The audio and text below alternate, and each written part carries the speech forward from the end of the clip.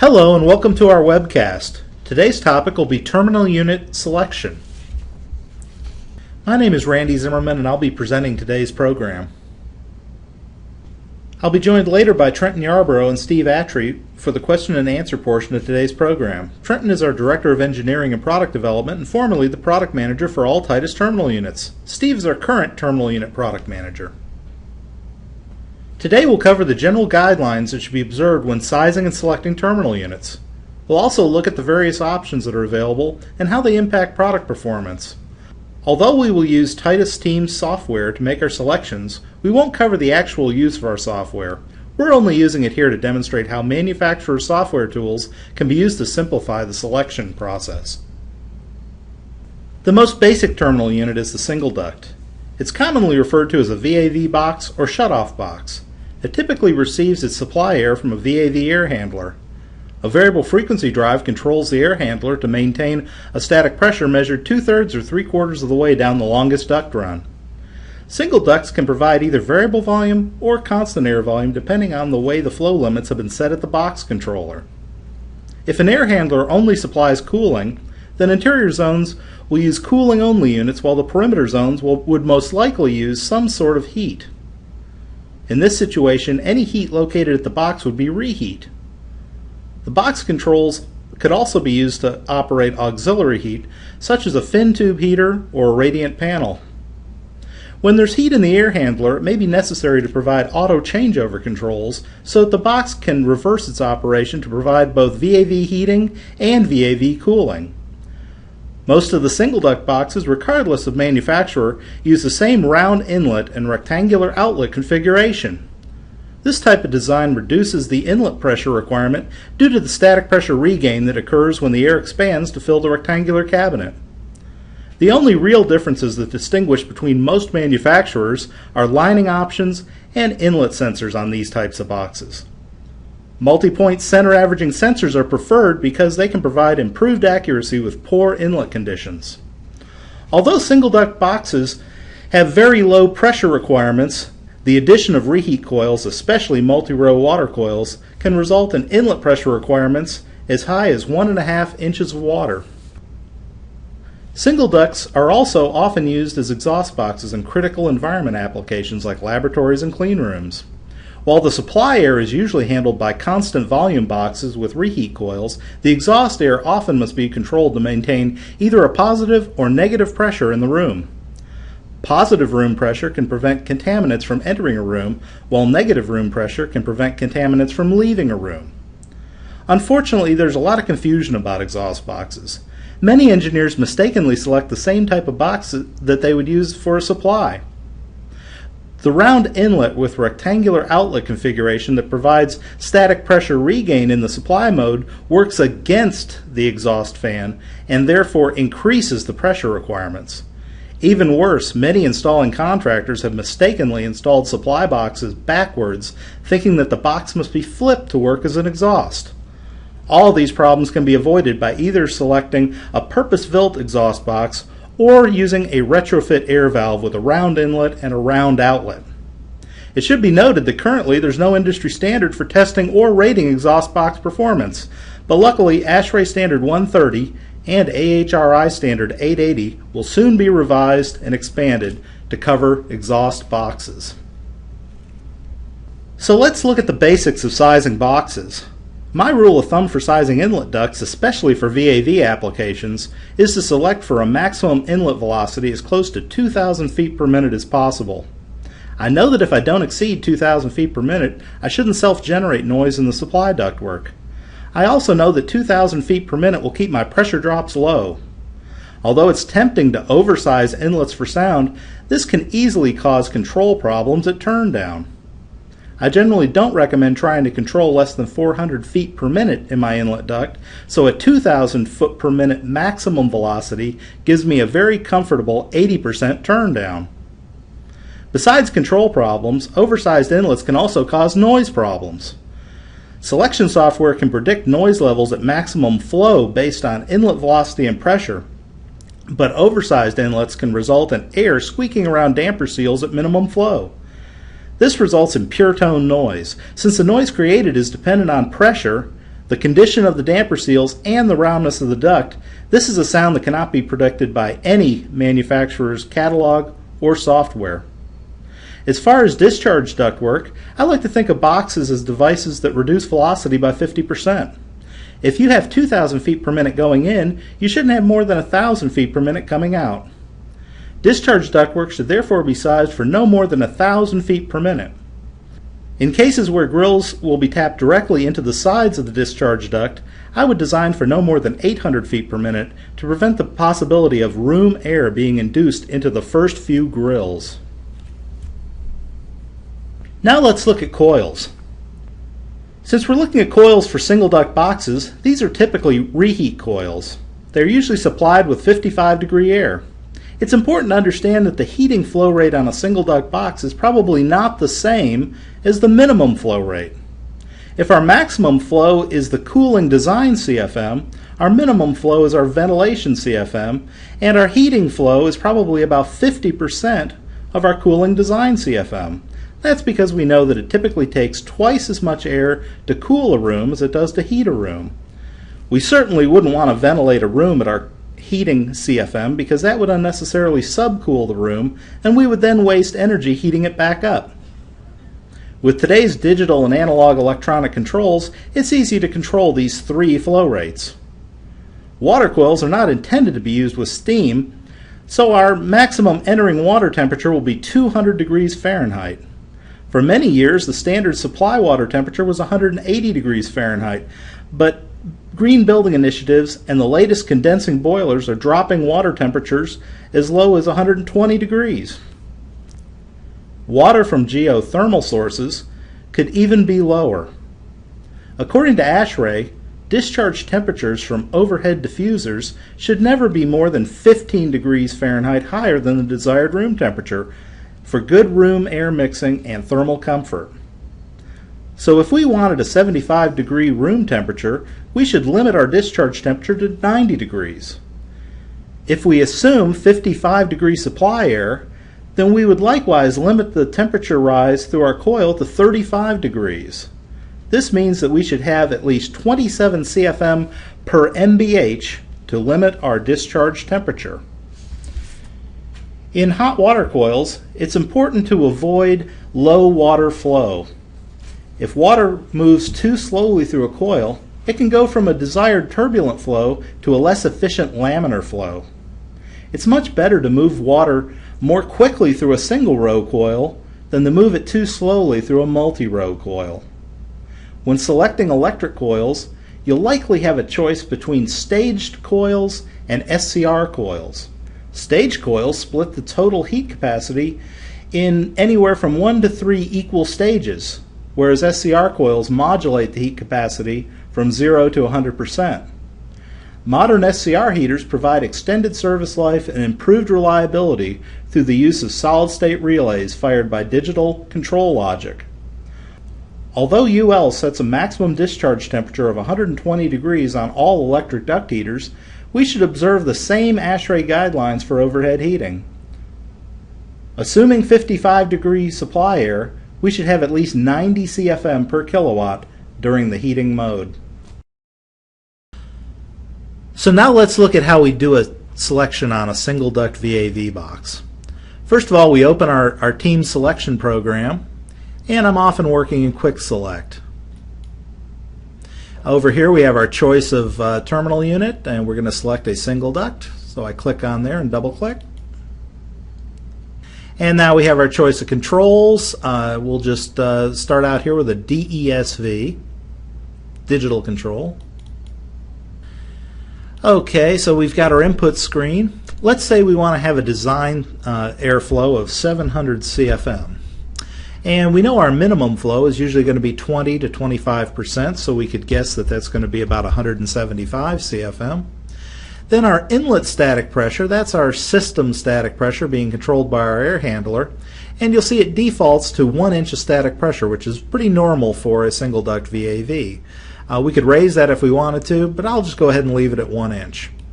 Our downstream static pressure defaults to a 1/4 inch, which is a good conservative number to use for making selections. This is the downstream static pressure that's being caused by the discharge ductwork, takeoffs, balancing dampers, flex duct, and diffusers. Next, we have our choice of whether or not we want an attenuator on the box. We can select yes or no there. Now, an attenuator on a single duct VAV box is nothing more than an extension that's made to the rectangular casing. In our case, it's a 24-inch longer extension, and that just exposes the airstream to 24 inches of lined duct. Now, the amount of attenuation that we will achieve with an optional attenuator is going to largely be determined by the type of lining we select in the box. And you can see here that we've got a number of different linings we could select.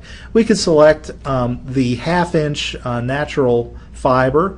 We could go with the 1/2 inch fiberglass. We could go with the 1 inch natural fiber. We could go with a 1 inch fiberglass. We could do the Sterilock, which is the foil covered critical environment liner, or we could go with Ultralock. That's dual wall construction. We've also got an option here for fiber free. That's our engineered polymer foam liner. Let's just say we're going to stay with our standard 1/2 inch fiberglass, and we're going to go ahead and make a selection. We hit calculate, and here's our result. You can see that it's giving us an 8-inch inlet duct. That's for 700 CFM. That follows my rule for trying to keep the maximum inlet velocity as close to 2,000 feet per minute as possible. You also see here that the minimum pressure requirement is 0.02 inches. That's the kind of low pressure requirement that you get with a basic single duct assembly because of the static pressure regain that we have inside the cabinet. You'll also see that the program gives us our radiated sound power levels and our discharge sound power levels. We also get our room sound pressure levels and the calculated radiated noise criteria, or NC level. You can see here that it's giving us an NC level of 24 for radiated sound and coincidentally an NC 24 for discharge sound. But let's say we wanted to go ahead and add a coil to this box. We could go up here to our heating coil and we could select a hot water coil. Now if we go over to our edit screen pops up and it gives us our choice of 6 different analysis methods. So we give 6 different ways of selecting the box based on our known parameters. It just so happens that I'm usually trying to match somebody else's schedule, so I tend to go for method 6, which is called the straight calculation. In this selection, we input our maximum GPMs. This is the maximum amount of water flow that we're going to have, our gallons per minute. If I put in 3 GPMs, it defaults to an inlet water temperature of 180 degrees. It also defaults to a 55-degree entering air temperature from our air handler, which is conventional. Now down here you might notice that our heating flow rate defaults to the same number that we input for our minimum flow rate. But that's not really going to be right for heating because we know it generally takes twice as many CFM to cool a room as it does to heat a room. So if I have to take a guess here, I would say I need more than 175 CFM. I need more like 350 CFM so I can bump up my heating flow rate. Now my box is going to modulate from a cooling design flow of 700 CFM down to a ventilation flow of 175 CFM, and then just before it turns on the heat, it's going to open back up to a heating flow rate of 350 CFM. Now we'll go ahead and start out with a 1-row coil. You know, one of the things that I see about coil selection is that many people make it more complicated than it really needs to be. Oftentimes we get more information from our engineers than we actually need to make a selection. They in fact try to give us too much information and fill in all the blanks. Really what we're trying to do here is determine how many rows we need on our coil. Most manufacturers offer a 1, a 2, a 3, or a 4-row coil. But many engineers don't want to see more than a 2-row coil on a box. So in that case we're really only trying to figure out whether we need a 1-row coil or a 2-row coil. So the idea here is to make a selection and see if we can meet or exceed the engineer's desired heat capacity or leaving air temperature with a minimal number of rows. Now if we go ahead and make a selection and say accept, and accept a couple other things here, Then it comes back up to our unit size 8. Now you'll notice that the minimum pressure requirement went up a great deal when we added that coil. It went from being 0.02 inches for the basic unit to 0.21 inches for the basic unit plus water coil. Another strange thing happens when you add a water coil. The box actually gets quieter. You'll notice the radiated sound level went from NC24 down to NC23, and the discharge sound went from NC24 down to NC21. And that's because we're adding pressure drop after the damper. That allows the damper to open more for a given flow rate, and that reduces our sound level by reducing our damper noise. We can also look at the heat results. And when we look at the heat results, you'll see that for our heating flow rate of 350 CFM and a one-row coil, we get 13.1 MBH. That's 13,100 BTUs per hour, and that's at 3 gallons per minute of water flow. It gives us a leaving air temperature of 90 degrees and an entering air temperature of 55 degrees. Now, a 90-degree leaving air temperature is as hot as we would ever want to discharge our air from a ceiling diffuser. If we were doing slot diffusers along cold glass, we would probably want to drop that temperature even more.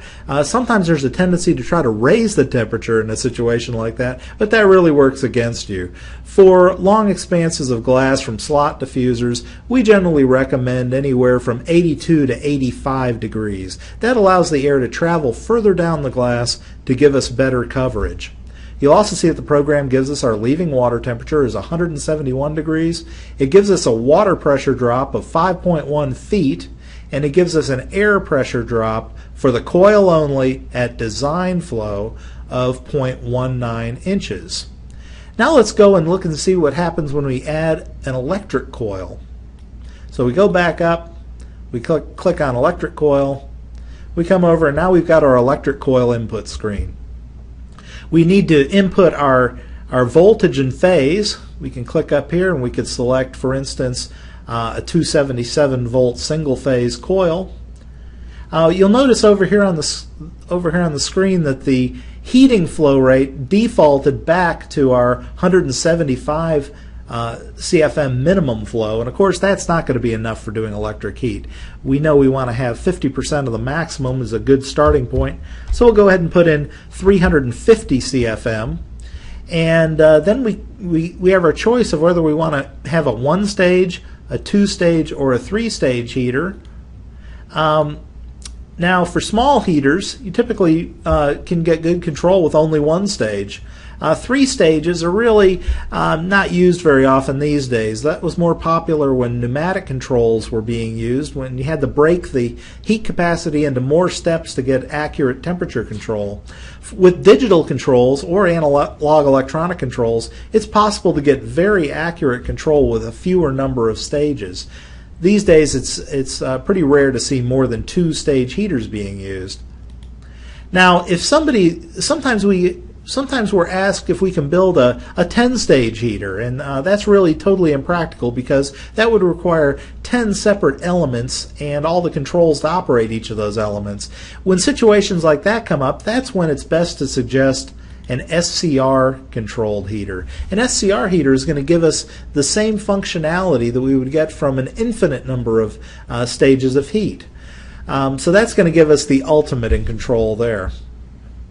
Now, one thing I like to do, this is just has to do with our selection software, I like to take the coil minimum leaving air temperature, which defaults to 85 degrees, and drop it down to 55 degrees because I don't like it when it interferes with my selections. And let's say we put in a requirement for 3 kilowatts. We could either let it calculate the number of kilowatts we need, or we could just input the number of kilowatts. Then we say accept. We say calculate, we pull up our selection, it comes back to a size 8 unit. You'll notice our minimum pressure dropped from that, I believe it was 0.21 with the water coil, back down to 0.04. So it has a little more pressure drop than the bare basic unit, but an electric coil has not nearly the pressure drop of a water coil. You'll see our radiated sound level went back to 24 where we started. Our discharge sound stayed down at 21 because the casing that we use for the electric coil also acts as a sound attenuator. Now if we look at the heat results, you'll see here that we've got a leaving air temperature of 82. So when I guessed it at a design kilowatt of 3, I guess I was kind of low there. But this might be a good selection if we were supplying air to linear diffusers along an expanse of glass. So now that we've looked at a single duct selection, let's look at dual duct boxes. Where do you find dual duct boxes? They're usually found in university buildings, hospitals, and university hospitals.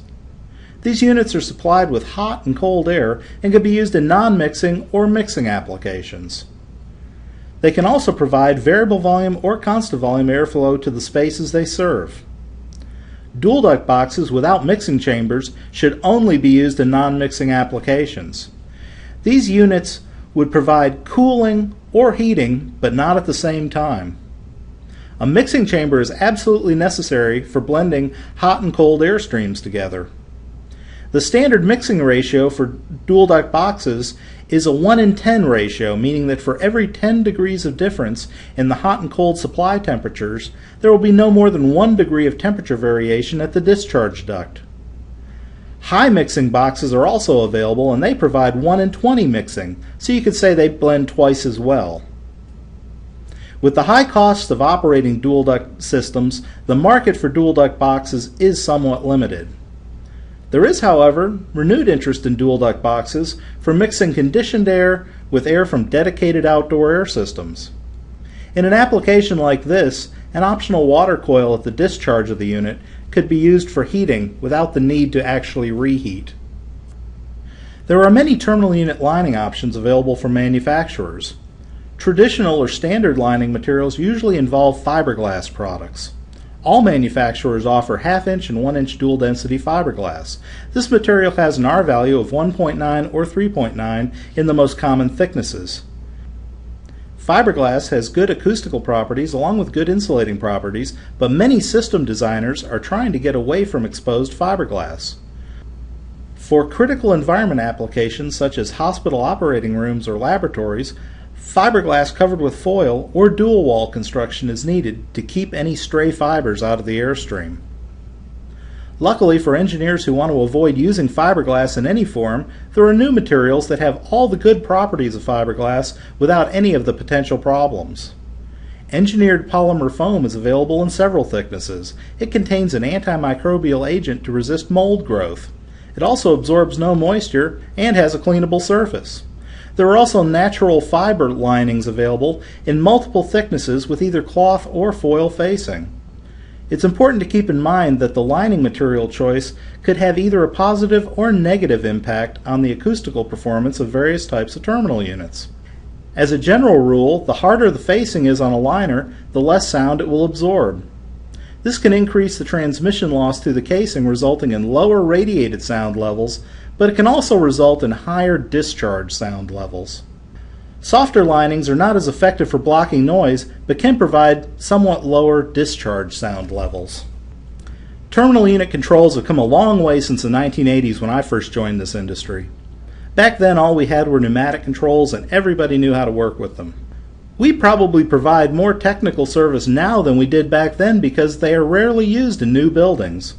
These days, pneumatic controls are usually only supplied on boxes being used to remodel or finish out buildings with existing pneumatic systems. Analog electronic controls are often an excellent choice for small buildings or situations where there's no desire to network or communicate with the controls. Analog controls can provide excellent airflow and temperature control and can also be balanced using nothing more than a voltmeter and a screwdriver. Any new construction or large building is going to require digital electronic controls.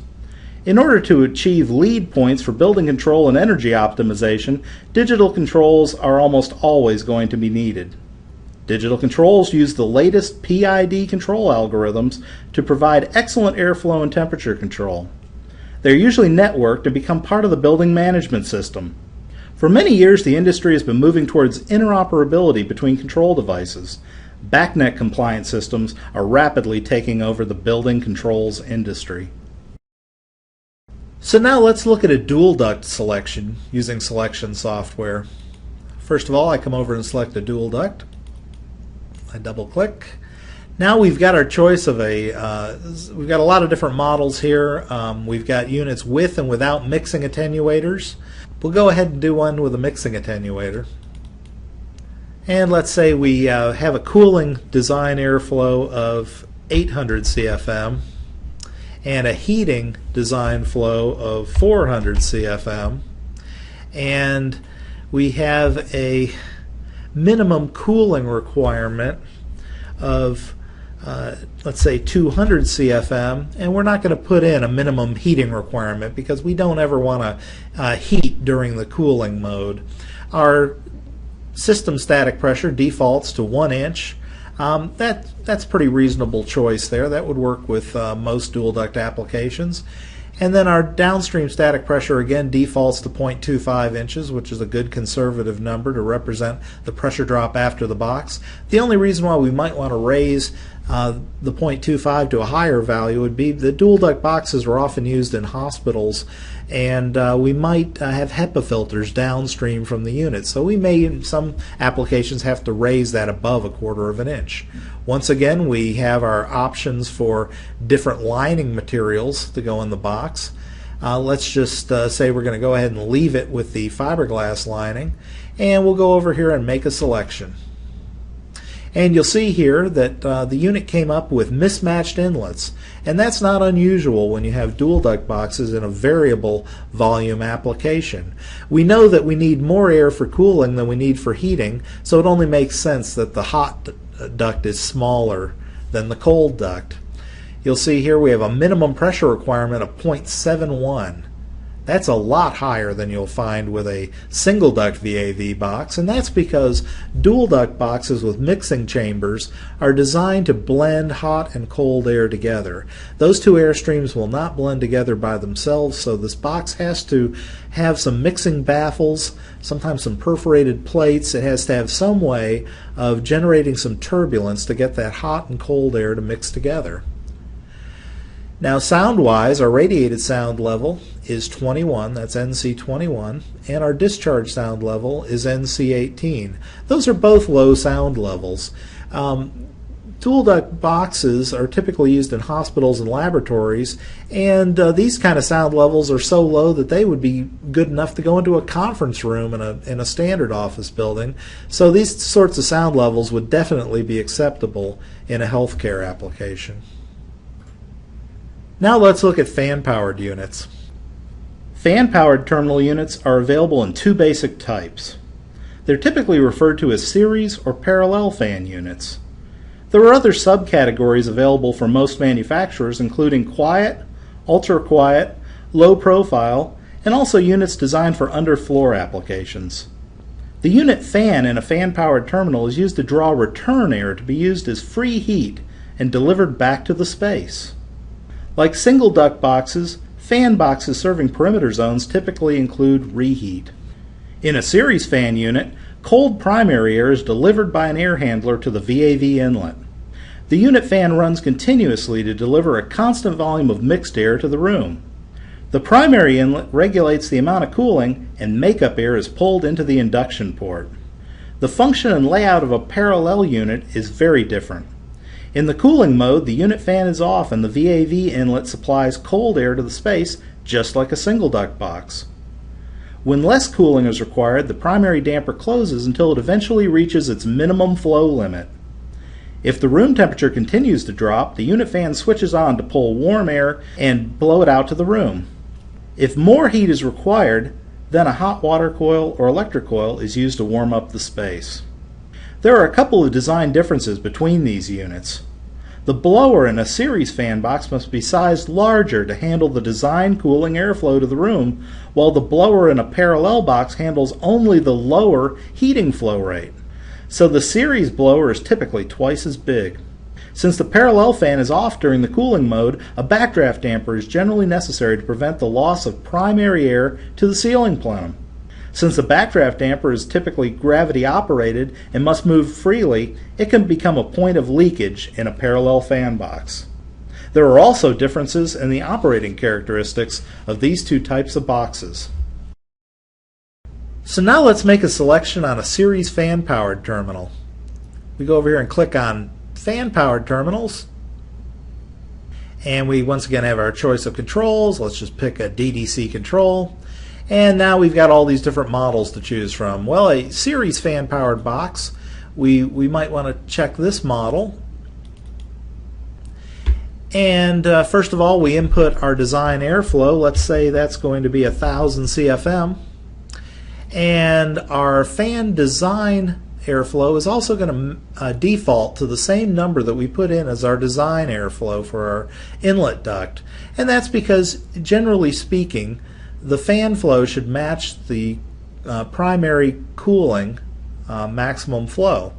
There are some situations in low temperature systems where we might want to pull more air through the fan than we provide through the primary inlet, but in most systems we want those two numbers to match. Now we come down here to put in our minimum flow, and we know that's going to be 20 to 25% of our maximum flow, so we'll input 250 CFM. Now when we look at our system static pressure, our pressure provided by our fan system, the program defaulted to 1 inch of static pressure, but we know that series fan-powered boxes actually act as a booster for our fan system. So I see many people using series fan-powered boxes with systems running down as low as 1/2 inch. So we'll go ahead and drop that down to 1/2 inch. I'm also going to leave the discharge static pressure at 1/4 inch, which is kind of the industry standard, even though I know a lot of these systems run at much lower discharge static pressures. That's a good conservative number for selecting our blower. Now we have our choice of whether we want to have a standard PSC motor or the optional ECM. We'll go ahead and make this selection using the standard motor. We also have a choice here on whether we want to put a noise reduction package on the unit or go with the standard unit. For now, let's just go with the standard package. There's also an option here for an air filter. There's a lot of misunderstanding about what the purpose is of this air filter. Filters are generally offered by manufacturers as construction filters. That means the purpose of the filter is to protect the motor and blower assembly from dust contamination during construction. If the boxes are going to be run during construction to provide temporary ventilation, we want to make sure that any dust, especially from any drywall work being done, doesn't get drawn into the fan boxes. That drywall dust can deposit unevenly on the blower wheel and knock it out of balance, but what's worse, it can also create, if it creates a layer of dust on the outside of a permanently lubricated fan motor, it can actually wick the lubrication out of the bearings. So to avoid permanent damage to our product, it's usually a good insurance policy to order it with the optional construction filter. I should also point out that when the boxes are commissioned and balanced, it's traditional to remove this filter and throw it away. There's generally no need to replace it. Once again, we have our lining options we can select, but we'll go ahead and leave this with a standard lining. Now if we make our selection, we tell it to calculate. It selects a unit size C with a 10-inch inlet.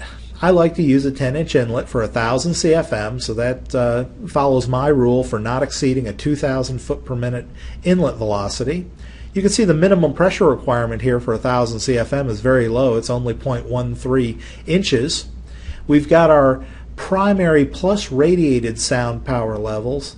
We've also got our fan only radiated sound levels. And over here we have our fan plus primary discharge sound levels, as well as our fan only discharge sound levels. Now when you look at the NC levels on this unit, you'll see that the radiated NC level is 34 and the discharge sound level is 29.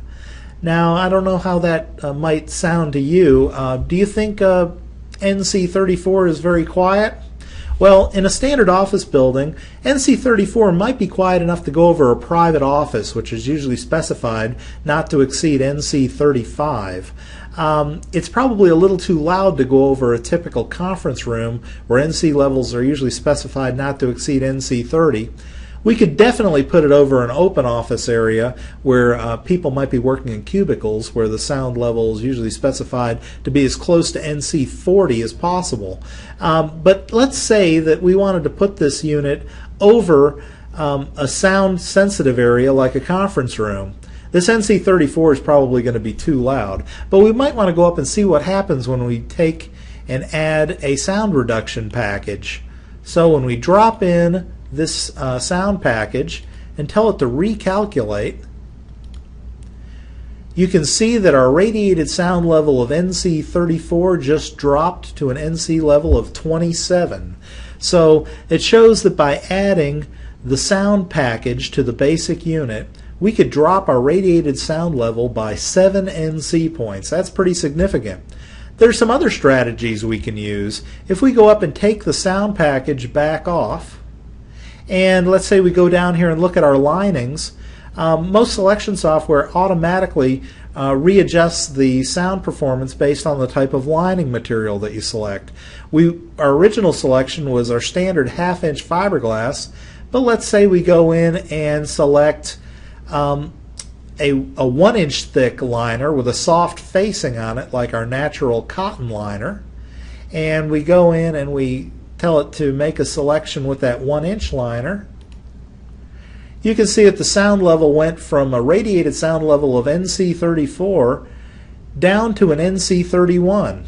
So that actually dropped 3 NC points off our radiated sound. That's pretty significant. I usually don't expect to see more than a 1 or 2 NC point drop going from a 1/2-inch thick soft face liner to a 1-inch liner.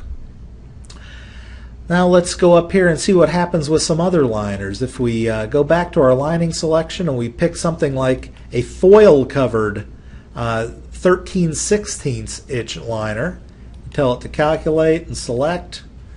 Look what our radiated sound level went to. It went from down there at 31 with a 1-inch soft liner to a 40 with a foil covered liner. Now I should point out that the harder the facing is on a liner in a fan powered product, the less I believe the results that you get from selection software. And that's because the more the transmission loss increases through the casing of a fan-powered box, the more directional the sound is coming out of the induction port. And selection software that's based on the industry standard, which is AHRI standard 885, tends to overstate the sound levels that are going to result. That's because it doesn't take into account directionality on sound. I usually recommend when you start getting into liners like dual wall linings and foil covered linings, I think the safest thing to do is actually mock up those sound results in a laboratory rather than rely on manufacturer's software. So this is, following industry rules, this is what it predicts, but I wouldn't necessarily believe it.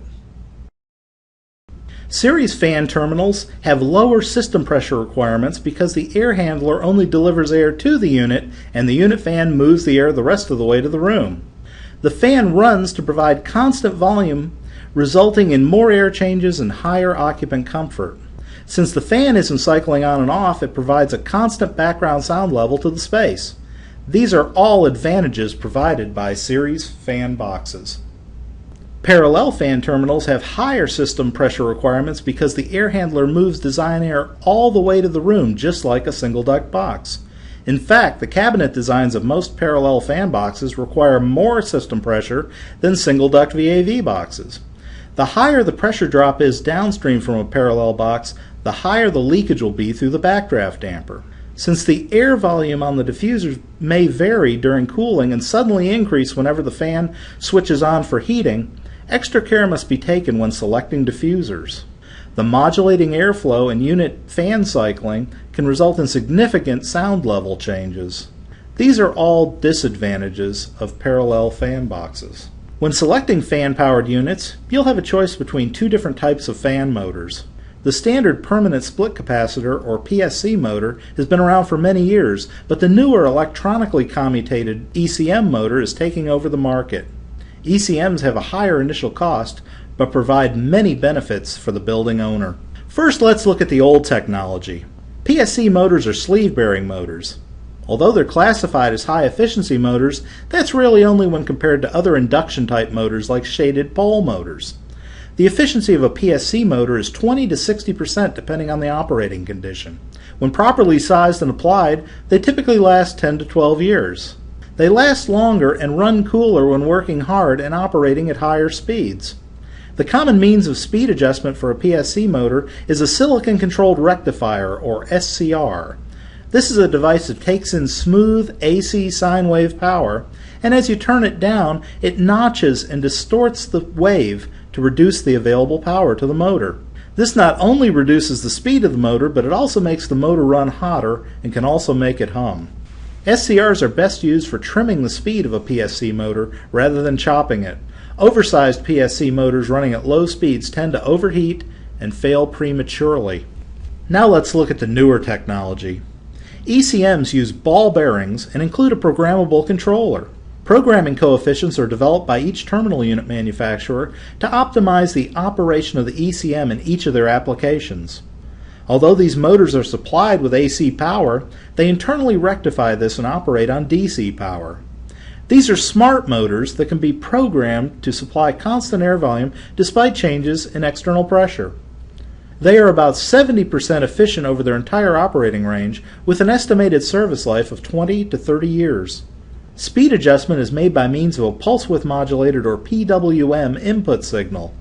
Most manufacturers offer the option of a manually adjusted PWM speed control or a model that can accept a 0 to 10 volt DC input signal from a digital controller. So you can see why ECMs are taking over. Building owners looking to save on operating and maintenance costs want ECMs. ECMs are already a code requirement in states of Washington and California, as well as the city of Houston. As industry works to further reduce energy usage in all types of buildings, ECM motors become an obvious choice. Now let's look at fan selection. This is a typical fan curve for a PSC motor. It provides the manufacturer's recommended operating range of CFM versus external static pressure. As external pressure increases, the CFM delivery decreases. The top curve shows the maximum air delivery, and other curves describe the effects of 1-row and 2-row water coils. The bottom curve describes the minimum recommended operating point. Although most designers select fan-powered units for a 1/4 inch of discharge pressure, actual operating conditions can be much lower. Care must be taken to ensure that any boxes selected near the minimum curve won't end up operating below the curve under actual job site conditions. For longer life and highest efficiency, PSC motors should be selected near the upper curves if at all possible. ECM curves look very different from PSC curves. As you can see from this example, ECM curves tend to be very flat over the recommended operating range. This is because they're programmed to automatically compensate for changes in external pressure. Of course, at some point as the pressure rises, the ECM runs out of horsepower and the curves nose over. You might also notice that the operating range of the ECM is wider than the PSC motor. This is because the ball bearings and PWM speed control allow the ECM to run at slower speeds with no adverse effect on service life. Now let's go ahead and make a selection on a parallel fan-powered terminal. So if we select on our fan-powered unit, we go to Digital Control, and we select one of our parallel units. Here's one that ends in a P, that's parallel. We input our design primary airflow. Let's say that's going to be 1000 CFM. We put in our design fan airflow, and we know that's usually going to be about 50% of our cooling design, so we put in 500 CFM for our fan. Then we put in our minimum flow, which is usually 20 to 25%. We could say 200 CFM. We're probably going to want to leave our inlet static pressure at 1 inch for a parallel box, because remember, the air handler when it's feeding a parallel box, has to move the air all the way to the room. So we're back from the lower pressure we could have with a series fan box to a higher pressure that we would need for a parallel fan box. We'll go ahead and leave our downstream static pressure at 0.25 inches. And once again, we have our choice of either a standard or an ECM motor. Let's go ahead and pick an ECM motor this time. We've also got our option for whether we want a filter on the unit, and we've got those same lining options that we've seen all along. Now if we go ahead and calculate, you'll see that the selection that came up is a unit size 4 with a 10-inch inlet. You'll see the minimum pressure is quite a bit higher than a series fan powered box. Here for a parallel it's 0.22 inches. Once again, we have our radiated sound power, we have our room sound pressure levels, we have our radiated NC level of 32, and we have our discharge NC level of 20. Now if we wanted to look and see what difference it makes when we add a coil to this unit, we can go over here and select a water coil and hit our edit screen. Once again, we have our choice of analysis methods. I'm going to go with the straight calculation. We default to an entering water temperature of 180 degrees. We have an entering air temperature of 55 degrees. Our minimum primary flow is 200 CFM. Our coil is going to be positioned on the induction port of this unit. That's a little different. We do something a little different for parallel boxes. The preferred position for a hot water reheat coil on a parallel box is on the induction port.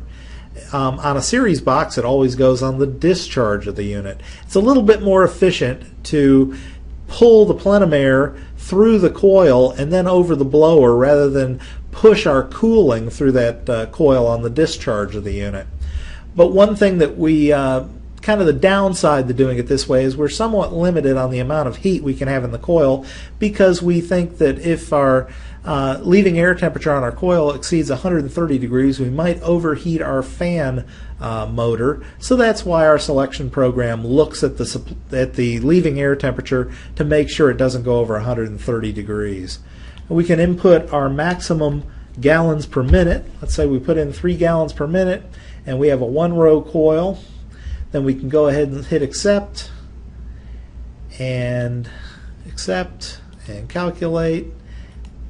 And once again, we're back to our unit size 4 with a 10-inch inlet. We can look at our heat results. We have a 1-row coil with 20 MBH. That's at 3 GPM. We got a box leaving air temperature of 89, which is just 1 degree below the maximum we'd ever want to see, which is 90 degrees. We've got our entering air temperature going into our coil at 65. That's the mixture of return air from the plenum plus the cold air from the primary. We have our leaving water temperature at 166.7 degrees. We have our water pressure drop at 1.9 feet, and the air pressure drop through our coil is 0.03 inches. So that's how we would do a parallel selection. Do we have any questions?